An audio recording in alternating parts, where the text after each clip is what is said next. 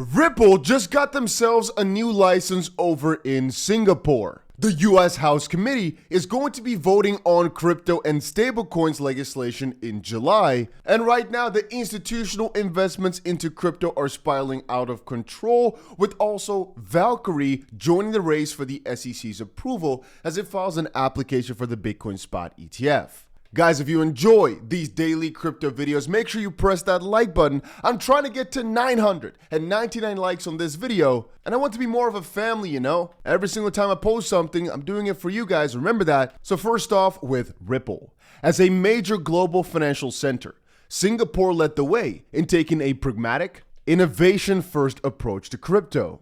We're incredibly proud. Ripple is one of the handful of firms, less than 20, to receive in-principle approval for a MAS MPI license for digital payment token services, which again is the key factor here.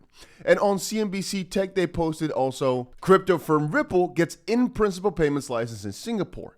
Now, a couple of things are beautiful from all this. I mean, I've noticed the comments, a lot of them, specifically this Ethereum guy here, a lot of these guys say this is just bullish for Ripple, not for XRP. But I like to refer back to digital payment token services. And so a lot of speculation has now arisen that Ripple might want to move over, or at least headquarter themselves a little bit more properly over in Singapore, because first of all, the remittance sector is pretty huge in Singapore. That could on its own be very, very big for ODL, but also potentially in terms of CBDC, it could be interesting. Ripple said it received the license from the Monetary Authority of Singapore, the country's central bank. The license allows Ripple to offer regulated digital payment token products and services and expand on customers' use of XRP, a cryptocurrency that is closely associated with. It comes as Ripple continues to spar with the United States SEC. But again, a majority of Ripple's global on-demand liquidity, which is again, these transactions that utilize XRP, flow through Singapore, which serves as the company's regional Asia-Pacific headquarters. Ripple has doubled its headcount in Singapore over the past year across key functions, including business dev, compliance, and finance, and plans to continue to increase its presence there, which once more shows the bigger moves coming from a US over to Asia, as right there, they're just very progressive, and over in the US, they're very negative Nancy. The central bank was previously in the news for blasting Three Arrows Capital, which was a disgraced hedge fund, but funny enough, they're actually in the news right now again because the bankrupt Three Arrows Capital has just arisen from the death, rebranding to 3AC Ventures. I just wanted to make that out there. It's pretty interesting. The new firm is a partner of claims exchange OpenX, handling $20 billion in claims, which is pretty peculiar. I didn't think they would actually get back up there. Yeah, 3AC is gone. Live 3AC Ventures. Oh, no. Anyway, now that we're talking about licensing, Binance also launches their digital, or actually regulated digital asset platform in Kazakhstan. The regulated digital asset platform in Kazakhstan aims to offer various services under a permanent license obtained from the AIFC Financial Services Authority over in Kazakhstan, which is beautiful. And with regards to Ripple, there's also Stuart Alroty, the CLO of Ripple, who had to say, the MAS has built a workable framework that truly unites consumer protection, market integrity, and innovation. They've also outlined a clear taxonomy to classify and regulate digital assets, making it possible for companies like Ripple to build and offer compliant products. It's been said many times, but bears repeating. Regulatory clarity what will help drive crypto utility for real-world use cases.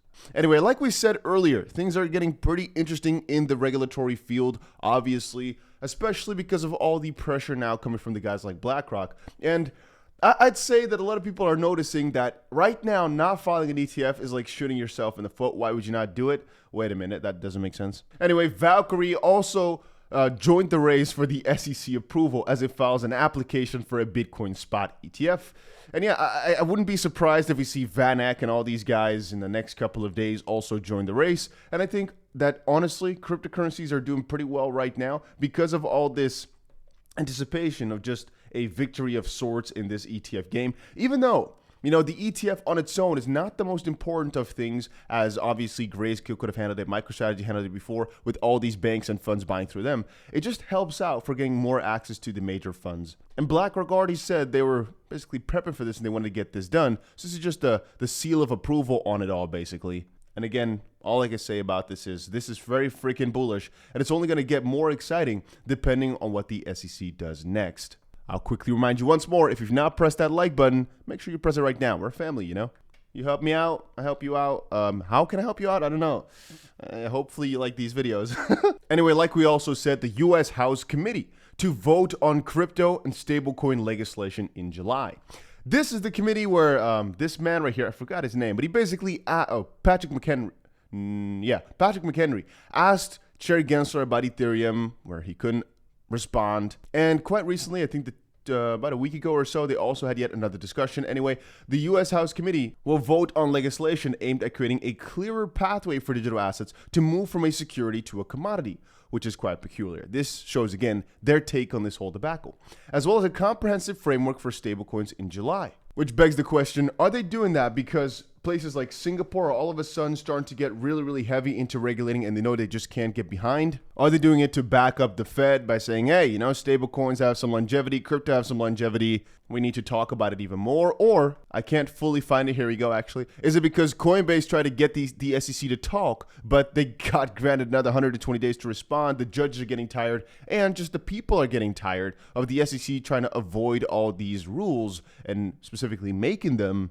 A U.S. congressional committee drafting new rules for digital assets plans to debate and likely advance 2 proposed new laws in the second week of July, which could just be absolutely huge depending on how far it gets. McHenry made the scheduling update at the beginning of a regular oversight hearing on Wednesday with Mr. Chair Jerome Powell. And again, he just told the committee that he plans to hold a session on debating changing and likely advancing legislation that would create a more distinct pathway for digital assets to transition from security investments to commodities, which have lower reporting and regulatory requirements, along with other market structure related provisions. McHenry and Rep. Glenn G.T. Thompson, the Republican chair of the House Agriculture Committee, drafted the legislation, which I'd like to see, though it will need support from Democrats in the Senate and President Joe Biden's signature in order to become law. Now, that part I'm not too worried about because I'm honestly thinking the moment that it passes here, it'll be very hard for Biden and whatnot to say no to this. Because I'd say, unless they have some personal vendetta, a lot of them just don't care as long as it makes them money in terms of tax.